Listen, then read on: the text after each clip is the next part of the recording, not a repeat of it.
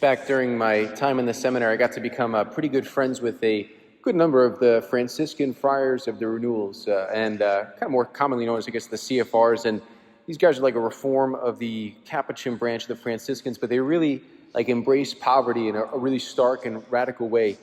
And like getting to know these guys has always been like a very life-giving thing for me.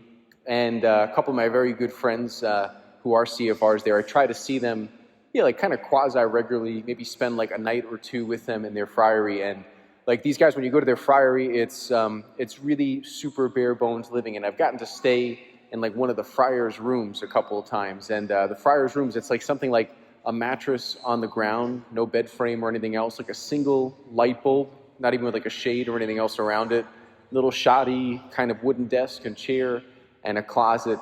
And that's really it. Like, communal bathrooms, everything else in common. And like it totally calls me out every time on my own like wimpiness, on like how attached I am to so many different things, and just like how weak society and like culture have just like made me in so many ways. Like for me, like an existential crisis would be, if my Amazon Prime package gets there like 2 or 3 days late, or if maybe like Netflix goes down for like a couple of minutes. All these things, or if like Taco Bell runs out of the Mexican pizza. These are very serious things. But like when I go to the friary and I spend a couple days there, I realize like how little we really need, and how I'm really called out on all the ways that I'm attached to things, and all the ways I probably don't think about the poor, like I should. And I just think about that in such a powerful way today, especially with the gospel we read, this gospel that every time we read it ought to make us very severely uncomfortable.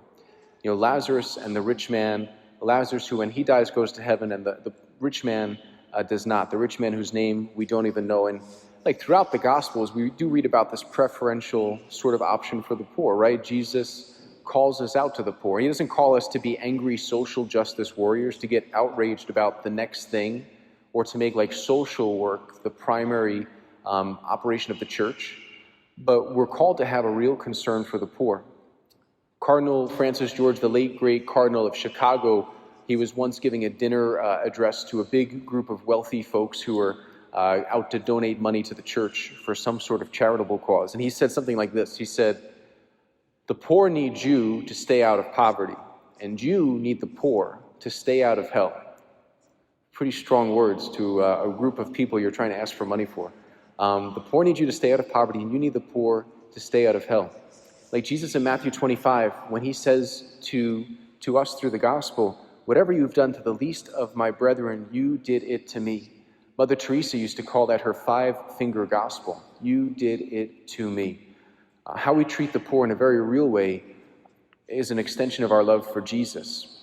And I think sometimes if you're anything like me, and especially like in our culture today, which is toxic in so many ways, and how that's infiltrated the church in subtle and not so subtle ways. There's like all these different camps out there, right? There's like the social justice Catholics, then there's like the liturgical Latin Mass Catholics, or then there's like the catechetical evangelical sort of Catholics, then there's the Catholics who are all about the beautiful, rich teachings of our church. And it's like people put themselves in these different kind of camps. Well, I'm like a trad Catholic, I'm a Vatican II Catholic. There's one Catholic Church. When we look at the lives of the saints, like in their lives, they integrate all these different necessary aspects of the Catholic faith. A real love and concern for the poor, a deep reverence for Jesus and the Holy Eucharist and the sacraments of the church, a really profound sense of awe and wonder at the beauty and depth of the teachings of the church, the moral teachings of the church. All these things are not mutually exclusive. They all go hand in hand, and they all belong to our one Catholic faith, and we're called to integrate them in our own lives as well. Now, we might not be called, probably not, to be Franciscan friars or go and devote ourselves to the poor in that radical sort of way, but each and every one of us were called to really devote ourselves to the poor, and not just to kind of spiritualize it away. So Jesus talks about like the poor in spirit, so there ought to be a real spiritual poverty in which Jesus is made rich in our lives, okay? So something that's deeper than just the material, but how that real deeper reality comes about in so many ways through a real material giving of ourselves as well. Dorothy Day, servant of God, she used to say that everything in a baptized Christian, in one way or another, ought to be aimed or directed through the corporal and spiritual works of mercy. The corporal and spiritual works of mercy to feed the poor, feed the naked, clothe the sick, clothe the naked, all that stuff, you know it. It's early. But everything that we do, in one way or another, ought to be directly or indirectly connected to those things. Because it's so easy to try to deceive ourselves that we're doing something or we're just spiritualizing that real need we have to give to the poor. St. John of the Cross said that in the evening of life we will be judged by love. That real love that we demonstrate for Jesus through our care for our brothers and sisters.